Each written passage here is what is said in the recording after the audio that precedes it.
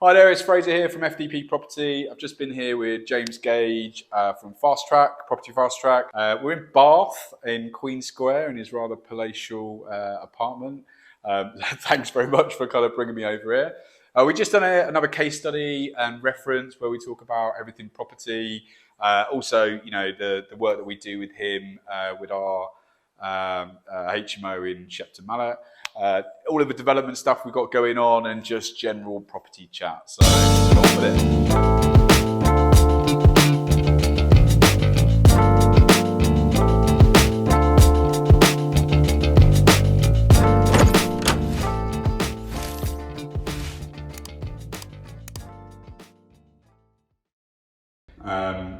But yeah, so I was really keen to get the right ones, and you know, I went about actually trying to source some corporate tenants for that. Yeah, I like that. That's the bit I like. When you said you get corporate, you had a good contact. I thought, oh, I've actually managed to get 2 or 3 really good contacts. Yeah, you have. And they've kept it. So now, out of the 9 rooms, I tried. See, I'm gonna be honest. I tried, and I had 2 on the loop. Skills, pay the bills. But I just couldn't quite. They couldn't commit to me. Hence why I went you, because I'd just given up with all these meetings and time. It was just more time. I must admit, I got kind of lucky.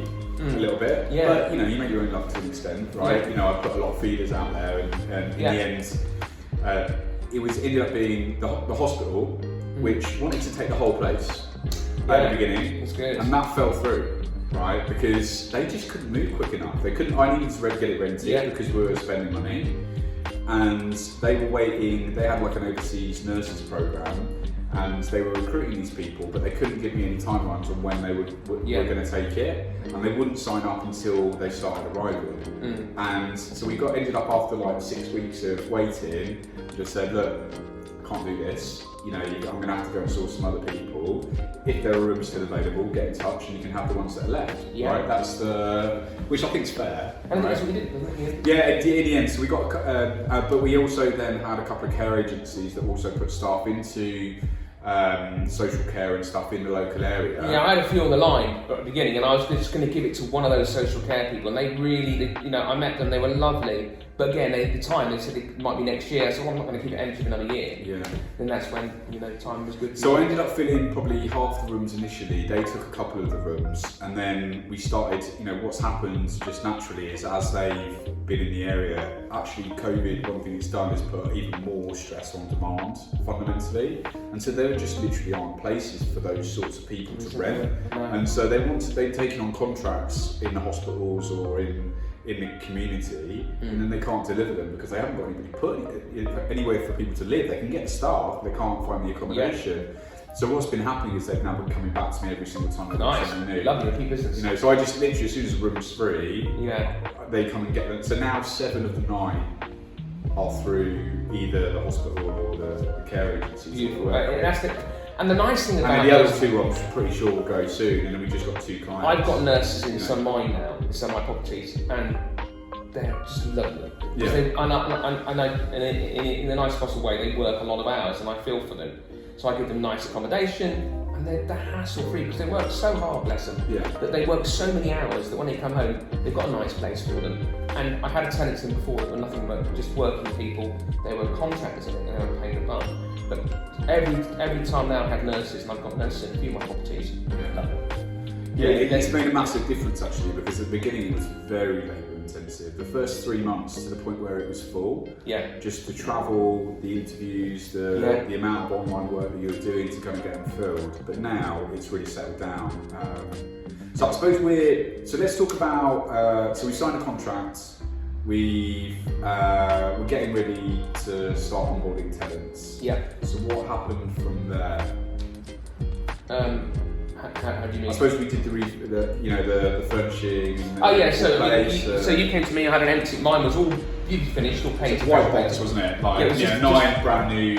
All new bathrooms, all new everything, all the new rooms freshly painted, all new carpets. Everything was brand new. Yeah. To this stand. Of course, the nice thing about yourself was you furnished it to, you know, with all fairness to yourself, you know, quite high end, really. For what it is. For what it is, yeah. You know, spending some money there, I thought to myself, you know, and we were going to make we were going to make the beds in the factory. To be fair, the factory, and we were going to. And I said we were laughing at the time because I said it might look like a mental home with all steel beds because it was a steel factory, and I thought it might look like an old military hospital unless we get asylum. And then we worked out the weight of the beds. No, that's an option, of course. But yeah, we did laugh about that. But no, you came in first. It was some nice, and it looks really nice. And that's not me blowing. Obviously, tenants have got. You can't dictate to tenants what they have in their rooms and stuff like that. And they will keep it how they want to keep it. It's quite. It is kept really surprisingly well, to be fair. Because we did evaluation the other day. Yeah, we did an evaluation. I did an inspection. Some of the rooms are a bit like, oh, these guys don't do a lot of tidying in there. But they don't, but to be fair, all the communal areas were lovely. Still had the nice paintings. There was no damage. Yeah. Kitchens were kept well, and that's down to you having obviously got good cleaners. Yeah, who have been great, by the way. You've done well to find them. Yeah.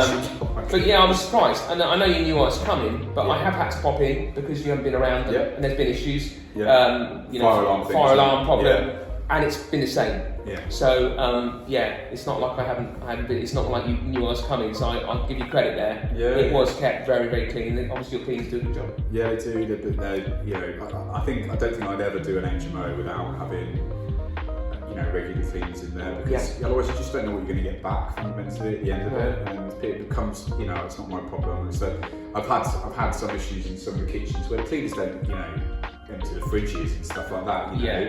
But I've gone in there and people have left and just left food in there for, you've got stuff in there from January and June, like milk, and it's like some sort of science experiment. And you're like, oh my God, who does this? I had a holiday let that I used to rent out on the holiday lets down the coast, and it was always great, and I would always go in, quite often if I was around like it myself, or family go and do it for me because it's distance down the coast, and I'd go down and stay at night, lovely, I would down on the beach, do the changeover, and I'd always leave a day so I could have a day in between, sit on the beach, relax, take it as a day, and then quickly do the changeover, get a cleaner, do the clean, I just oversee it and do the handover, because I like to see who's in my place. Yeah. But I remember one, I don't know where they were from abroad somewhere, and the food, I don't know what they had in the fridge, but it smelled like they put a dead body in it. Honestly, and I remember that. But you wouldn't want to keep your food if you were, because they're sharing. There's like 3 people per kitchen. They've been there 2 weeks, but I don't know what they put in that fridge. Yeah. Oh, but this is stuff that had been there for 6 months. But you wouldn't want your good food next to that stuff. So surely, if you saw stuff that was 6 months out of date, you'd just chuck it in the bin, and just so it doesn't contaminate your own stuff, right? Yeah. But people don't do it, and it becomes this sort of, well, it's not my, it's not my responsibility to do everybody else's stuff. So I just don't think I would even consider not having good cleaning staff. Cleaning is definitely crucial. And reliable ones, because I had them down at I said to you all the problems I had with when I was away. It's always when you're away on a holiday, when you're not available to do it yourself, that the problems come.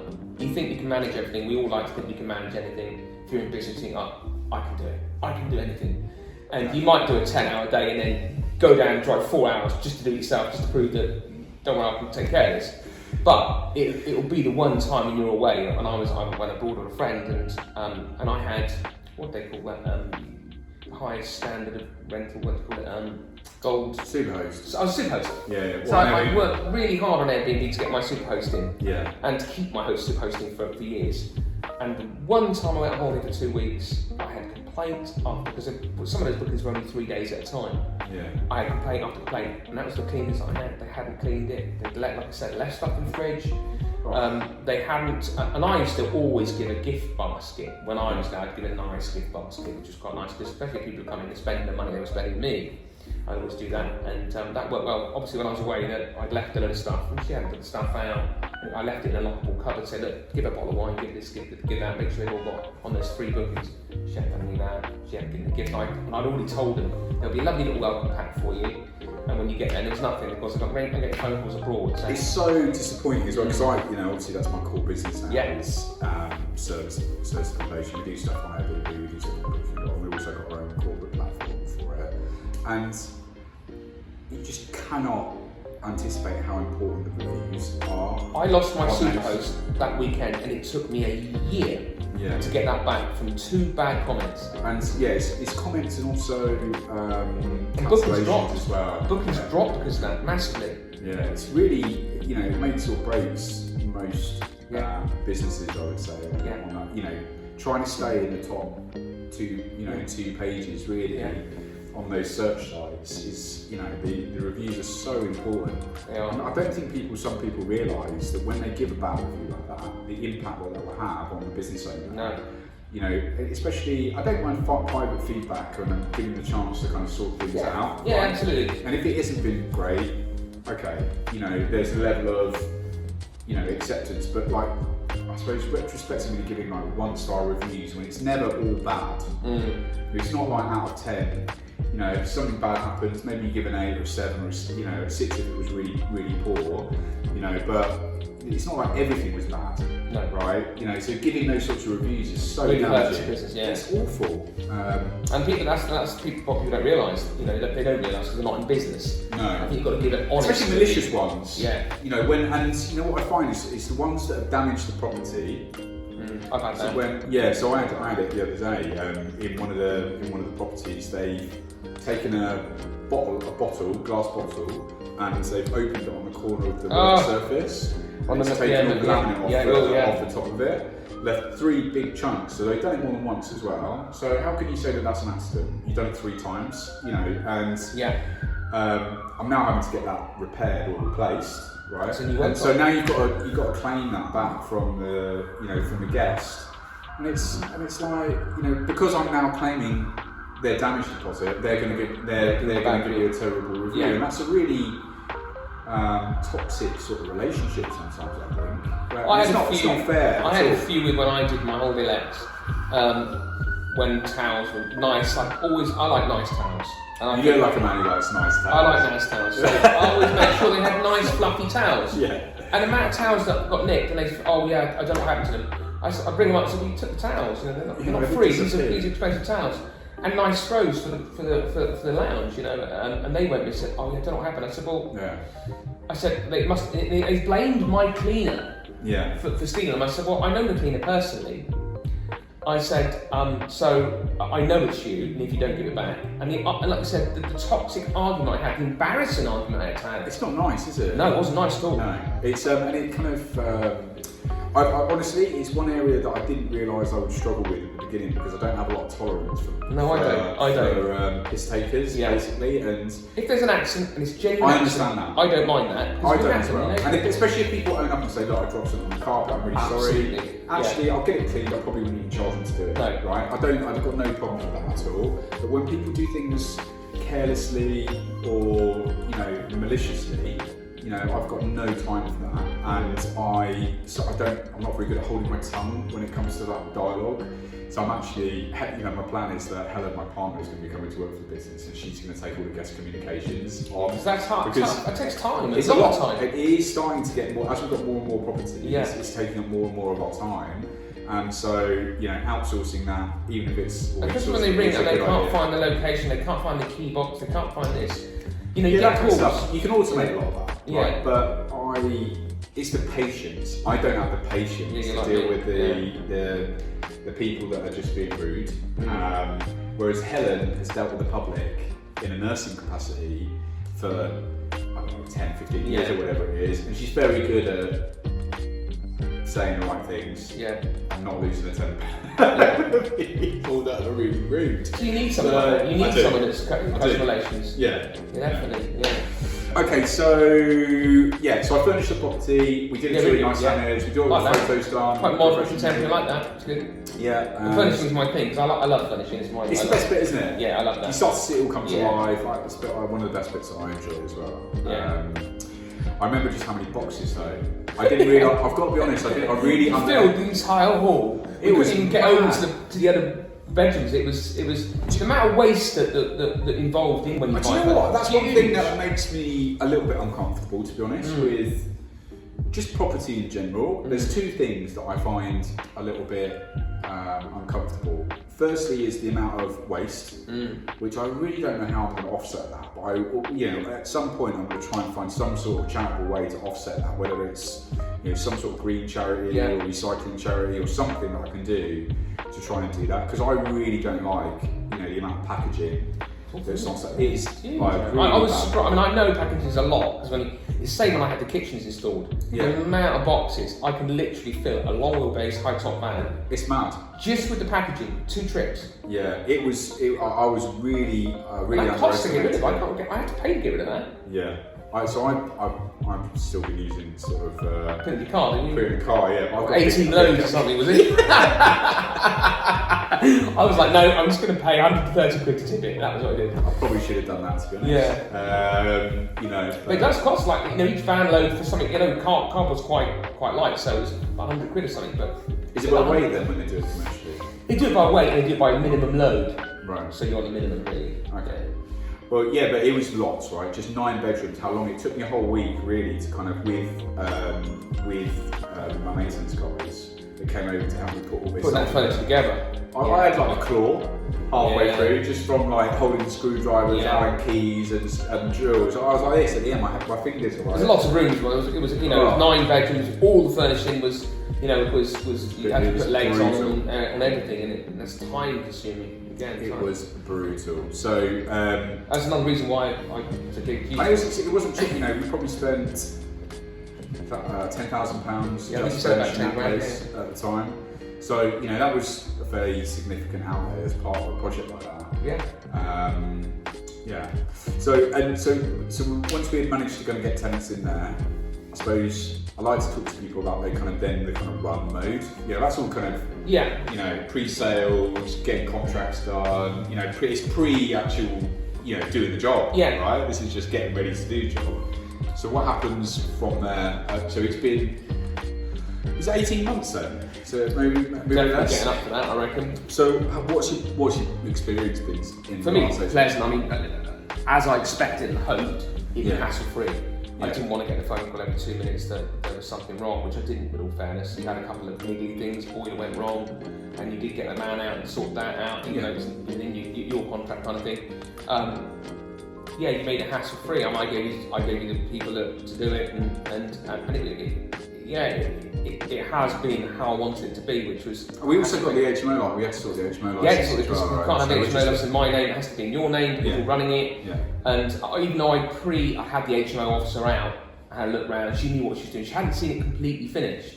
I think she was pleased, wasn't she? Yeah, she was pleased. Yeah, but she was a bit of a ball breaker, that one. Yeah, she was a tough. She was on it. She was on it. Tough cooking. Yeah. And so I knew that I was told early on, whatever you do, you must get the HMO officer in early as possible. That's a really good just work with her, because before you go kitting it all out, just to get her feedback. And she said, "Oh, I don't want sockets here." So luckily, I had to move sockets. But she said, that'd be no good if you have a socket there and there's a cable running in front of the door. I won't be happy with that. Yeah. So just little things like that were, really important for a landlord to know. Obviously, when you've done. Do you know that's a massive tip? Because you remember what happened with my project in Stable Hill? I was initially looking to do that as a 4-bedroom HMO, and I probably didn't engage the HMO planning people early enough. Yeah. And then I found out that they weren't happy with the downstairs bedroom. And it was because because you couldn't get out the back garden because it was landlocked between the other gardens. Yeah, so there was a fire. There was in case of a fire escape, so they weren't happy with the window downstairs I had to completely change my entire exit plan. I suppose I was lucky to have. I always had a backup exit anyway, as I do, right? Yeah. But it really. I very much at the beginning thought that was the strategy that I was going to follow, right? Obviously then I was kind of forced to have a look at other exits, and I tried it as service accommodation. That was almost the very first start of kind of the journey that we're on now, right? Where I was like, actually, I love this. This is this is great. I love everything about it. And I suppose the main reasons why I do is because actually what I've realised is I don't necessarily love doing the kind of tenant management side of things either, right? That's the bit that I didn't like. See, obviously I like the fact that you had everything systemised. Yeah. So we did it well. We do a great job, and we would continue to do that, of course, right? But I think moving forward, I definitely see the benefits of the SA model, especially for landlords is you just don't have that tenant engagement at all. There's no tenant engagement. That's lovely. Yeah. That makes is, such a difference. For landlords that. Do you know what? Generally, I sleep much better at night. Yeah. Knowing that I'm not going to get a call about them somebody being locked out or. I get that all the time. I get that all the time. I still do. Not so much now. I'm going through a very nice quiet period. I don't know how long it's going to last. Yeah. But it's quiet at the moment. I've got good tenants. Everyone's paying on time. I don't have any problems. But there are times, and as I grow and get more, there's going to be rough times ahead. And you often find it's never one. They all come together at one time, and it's a headache. So you don't just get one tenant problem. It'll just be a knock-on effect that you have.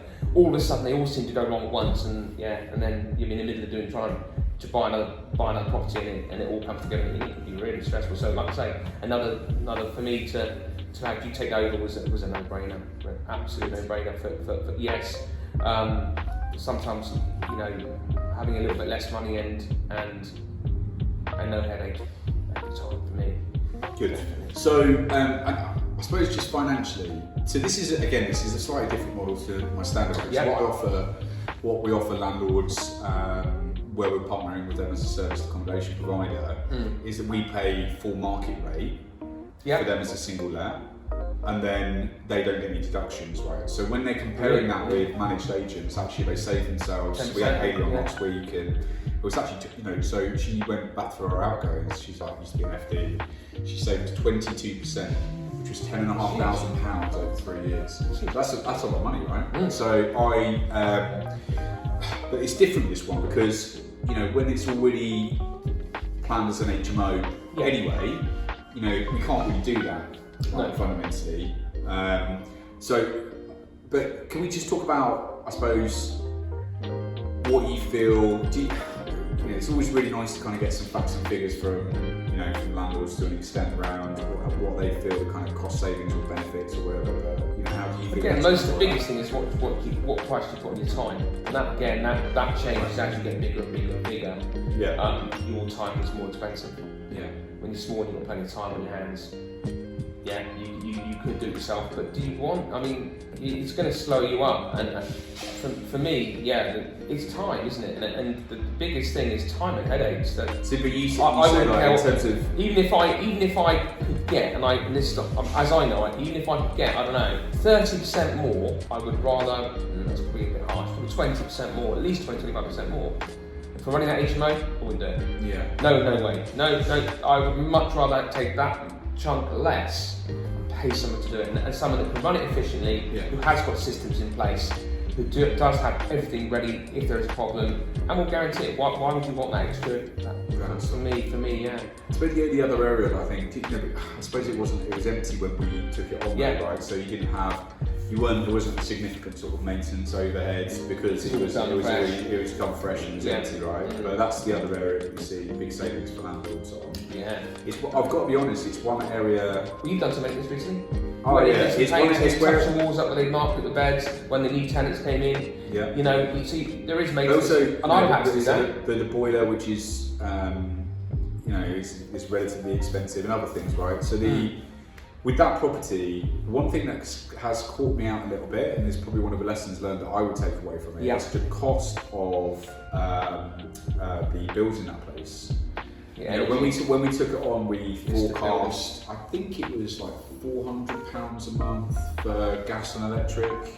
Well, it's a big building. It's a massive building. It hasn't helped, does it? The gas and energy now is massive. So it's gone to £1,200 a month. That's crazy. So that has really helped. We've gone through the worst increase. But it's crazy. It's unprecedented. How can you really forecast that? You can't. Right? But at the same time, we have to be really sensible about it. But that is one area that I would say, when I was considering doing big HMOs again, if I do, I would be very cautious about. It's expensive. HMO is still very, very popular in Bath for students. Yeah, of course. And they have a great following, but they are. What I've noticed is, and it's funny because a friend of mine did a conversion on one just down by what the old police station was. And he did it to a basic standard. It's empty all the time now. The new ones, they've got the gyms down the bottom, they've got the nice modern, like you furnished it really nice and modern. The co-living kind of spaces, Yeah. right? Yeah. No. And all the ones that don't have the co-living, they have the nice modern furniture, like you do. Yeah. They're the ones that rent. Yeah, of course. People want more now, they expect more. I think, the whole kind of culture around shared housing is kind of changing now, and there's an element of people want to live together that are professional. Yeah, and they're nice places. And they're nice places, yeah. Right? So, they get their own space and they've got some. I remember my first room when I was living in Bristol. I lived in a shared house, and it was awful. Oh, I have. I think I paid, go back a few years back now, I think I paid about £50, £60 a week. And it was, but believe me, it's not that long ago, but if you saw the house, you'd know why. You probably want me to pay you to stay in it. It was that bad, but I was a real penny pincher, and I didn't care. And if you saw it now, you see where I live now, you'd go, no, I lived in it, it was cheap, but it was cheap, and that was a shared house. It was awful, run down, the landlord hadn't done anything for 10, 15 years. I think that's a massive false economy though, and I think what you're starting to see, a lot of those landlords that have got their properties into that sort of condition are going to be exiting the market, because you see the EPC changes that are coming in. Those guys are going to have to spend an absolute fortune on improving those properties to get them up to regs, and it's not going to be financially viable. No. And I don't understand the mindset where you have this kind of downward spiral of you get less demand, so you have to reduce the price, so you spend less on the property, so you get less demand. You literally didn't do anything. I don't get that. If you don't constantly invest in something, why are you going to get the best value out of that asset fundamentally in 10 or 20 years' time? I think that that dynamic in the next sort of couple of years with the changes in the economy at the moment, you're going to see a lot more opportunity for you to kind of buy stuff that you can refresh and kind of put back out. And people still need shared housing. That demand is not going to go away. It's getting worse all the time. It's getting more and more demand. Because who can afford on one pay packet to have a palatial a palatial mansion like this, James? But in general, it's unsustainable for most people. It is. You're right. I don't think it's unrealistic, and so people are going to want to be having a room-based approach rather than a whole house or whatever, right? So can we talk? So that's a bit about us, right? Just before we move on, then. Yeah. So but generally you're happy. Honestly, we're doing another bit, bits we've together. had some. First, you said that we had a leak on the roof that I sort out, and there was I was like, oh god, is the degree starting? There was sort of leak out, and there was a few challenges that we got over. Yeah. And I'm quite happy. We kept it professional. You were very professional. Without blowing smoke at your ass, we worked it out. The bottom line is you keep a good relationship. Yeah. And I know that's important. And it's important to me too, so it worked really well for me. Good. And I would definitely do more business with you. I know that's not. We are doing other business as well. Right? So we'll talk about that in a bit, which is exciting stuff coming. What's your kind of plans and focus at the moment? Well, I've got a piece of land, which I've got a piece of land I'm going to build for my own place eventually, which I've been trying to get planning on for the last 2 years. But I've also we're going heavily into commercial this year, and I bought a decent chunk of land where we can build lots of commercial units with my business partner. Where's that? This is Cheltenham site. Okay. And we're going to build loads of commercial units, and there's other interests there as well. So we bought a trading estate, we bought a barn. Yeah. Did you buy one in Bristol? Sorry, no, there was small. A little unit. Yeah, no. It's a retirement sale, so it's great, and very complicated. A lot can go wrong between now and then. I'm just hoping it's going to go through like you do, like any sale. Lots can go wrong, but this is very complicated purchase. Lots of family members involved. Actually, let's talk about the purchase process, right? Because we whinge a lot about this, and we talk a lot about this. But I've had some absolute nightmares with mortgage and refinancing and stuff in the last sort of 6 months. It does feel like it's harder than it has been. Definitely. But you've had some real problems as well. What's your perspective on banks? I think definitely now, unless you have a track record with that specific bank. Yeah. getting cold feet a little bit. You know, they're definitely starting to get itchy feet. They're starting. Their appetite to loan is definitely soft. You know, it's definitely getting. It's not as good as it was. Yeah. Why do you think that is? I think it's to do with Russia, and it's to do with the price of everything, and the fact that the cost of living has gone up so much, and everyone's feeling a pinch. They're starting to get a little bit worried. The banks are definitely getting worried. I don't care what you hear talks about recession. Yeah. You're hearing, you know, prices are going to start dropping. I've been saying for ages. I said 2 years ago. I said 18 months ago. Lock these mortgages in. We're going to be in. This is before the lockdown. Well, it was about lockdown time. I said after lockdown. It was during the lockdown. I said. I remortgaged a few things. Let's get these on a 5-year lockdown. Interest rates are going to go up. Cost of living is going to go up. And all the finance people said to me, James, you don't know what you're talking about. It's complete rubbish. And now I'm 100% right. Everything's going up. Everything's gone. But it's kind of unprecedented, right? We've lived in, it's probably been 10 years where we've had like 1% interest rates and there's been no change in base rate. And you know, it's been happy days for everybody, right? Yeah. Things just kept going up and up. But especially with lockdown, you know, the kind of stimulus that was put in, it artificially inflated the market. And now we've got a demand problem because there was no property available. And that's what's weird about that though is that it's continued to push up prices. When you would think that it would start to drop off, right? But because there's less available, you know, that's continued to put it up, and that's just not sustainable. There's no rival reasons to that. Okay, yeah. I take Bath. Bath is a bit of a bubble anyhow. Price of property in Bath is now more expensive on wage ratio than London. Yeah. So your wages, you know, so that's not sustainable. No.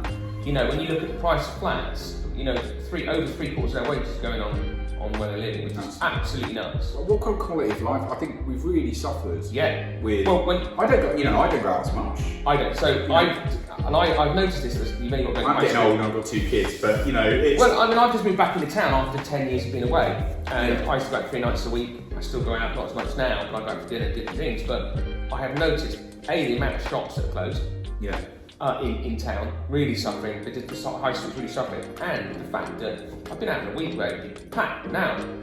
It's like a ghost town. I'm looking around thinking, nobody's out, no one's spending money. No. So that is definitely feeling the pinch. People are definitely feeling the pinch. They're not out frugally spending money like they used to. You know, spending money like they used to. They're being more frugal side with their money. That creates opportunity as well, right? So we talked about the HMOs that are kind of coming to the market now, right? 100%. So there's going to be a cycle where people are selling. Yeah. And more stuff is going to be available, I think. Yeah. What's your plan for that? Have you thought about that consciously and how you're going to? Because you've got some people, you know. I won't be buying any residential this year. None this year. None at all. I'm so heavily committed on commercial that I will wait another year at least, and then I'll have a huge development period where I'll be so tied up there. And you're going to sell that development, or No. you're going to sell it? No, I'm not selling anything now. Right. Apart from the one that you're winging out of me. I'm not going to sell. I'm not going to sell anything. To be fair, I like to keep everything. I do. No, to be fair, I think it'll be 18 months, and then I'll start. I think that'll give it a good time for the market to see what's going on. Yeah. Don't get me wrong. I think we're going to have a realignment. I think things are going to start coming down 100%. I'm glad we got this on camera so I can prove that I'm right. It's definitely going to come down. You heard it here first, guys. You heard it here first. So I went to an estate agent friends yesterday. I've got a few of them in town here in Bath, and I like to go in and stuff. Don't want to shout about that. No. And I've got a few friends here that I go and we have a chat about what's going on in the market. I like to get a feel, and I know places like Maitland every other side, and it keeps me on I know what's going on. He's only got 2 properties. Yeah, it's crazy. He's got 2 properties left. Even myself, right? The reason why I'm completely trying to change and do all of this content and stuff. Yeah. Is because just the level of instructions that I'm receiving is just not enough, right? So I'm trying to kind of put myself out there a little bit and meet new landlords and new investors and new developers, right? Because I think we can really help them. But yeah, you go into High Street, they've got no houses. They've got literally nothing to sell. With 2 properties on your window. How is that sustainable for them to make any money? They're paying wages. The cost of those shops, yeah. Wages for the staff. That's a matter of time. Yeah, it's a matter of time. I think there's going to be a lot of opportunity for people to buy land agents and there is. if that's what you want to do. Yeah. I'm seeing a lot at the moment where people are starting to move to becoming independent agents as well. So they're moving from standard letting agencies with shops. I think there'll be working on their own, working from home. Yeah. Their own brand fundamentally is part of a. And I think they'll do a lot of other things instead of just being a estate agent. They'll have to, being a letting agent, they'll have to do their own things. They'll have to do a bit more than just sell houses to make the bills. Yeah, I can't wait for that, to be honest. Yeah. Because so when it was good. They've had it good. They've had it good. And they can be a pain in the arse. It was so annoying. You go in and then you'd be like, oh no, so we've got too many viewings. Yeah. Can't even get you in. And you're like, hang on a minute. The rental market's gone like that now. Literally, I would look when I was trying to find you literally, if you have a good property, it'll be gone in hours, and it'll go to, like the properties, bidding wars now. I can tell you now that rental properties now are going for bidding wars. I've been offered in Bath properties in prominent locations, especially the one that was near the hospital. I was offered £250 more than I wanted for. Wow. That's happened on a few of my properties now. So, we just need to be here. Moving to the area. You just kept that quiet. You don't even know how things work. And that was an eye opener for me, So it's mad. Because there's no property out there. In the locations that need to be there, it's that hard. If you're moving to the area from London because you're relocating. Cool. Look, I think that's about everything, right? But thanks so much for coming and doing a reference and case study with us, and just talking about your experience of working with us. I love working with you. It's been, do you know what? You've also been kind of a bit of a mentor through, especially when I was kind of first getting into my property journey, bouncing stuff. Watch out! Someone's gonna bite you soon. Yeah. This is the law of averages. Just you've got so much knowledge. Being able to kind of talk to you and get the benefit of some of that. I massively appreciate. But we're gonna do more stuff in 18 months. As soon as I'm finished doing what I'm doing, then 100% I will definitely do more, because I like the fact that we can. I like what you're doing with the service accommodation. It's very labour intensive, but the systems you've got is good, and I quite like that. I think I definitely would look for a property to give to you on that basis. In the future. Well, I have to be in Bristol at the moment. Yeah, I know. But hopefully we'll be in. I used to live there. We've got so much. But if you ever think about going to Bath, then Bath has a very big market. I think I would. It is competitive, Bath for that market. And I just at the moment our power team is kind of focused in this area. You'd almost have to set up a completely new team, I would say, to do it properly. And I'm not quite ready to do that yet. But give us another 12 months, maybe we'll be thinking about it. But thanks, James. No problem at all. Probably go and have that pint now, I reckon. Yeah, I reckon it's All right, thank you, mate.